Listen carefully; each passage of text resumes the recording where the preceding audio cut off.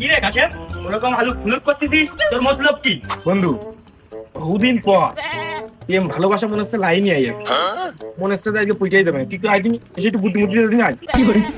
লাগে থাকতে হবে, পটানোর চেষ্টা করতে হবে, ওর ভালো লাগার কাজ করতে হবে, খালি বইটা দেবে।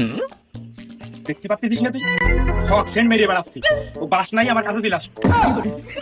সি সি সি, তুই ফক্সেন্ট মারতেছিস, এটা তো বানিয়েছে কুকুর শিয়ালে, আর তুই সেই ফক্সেন্ট মারতেছিস মানুষে।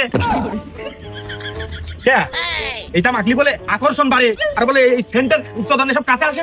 রতন সেনে কুকুরি কুকুর সেনে, আর ওই মদ্দা কুকুরি ওই সেন্ট মাখে, আর নেড়ি কুত্তা ওই সেন্ট শুকিয়ে শুকিয়ে আসে। তুই যদি কুকুর হয় তাহলে ওই সেন্ট মাখে।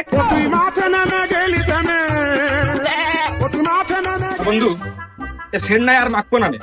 ওই যে মেয়ে মানুষের ওই চকলেট দিলি খুশি হয়, কি সত্যি? শালা ভাত পায় না, আবার পরের মেয়ে চকলেট কিনে দেবে। তা কি টাকা আছে চকলেট কিনা? ওই যে ডেরি মিল্ক আর কিট ক্যাট কিনছি বন্ধু।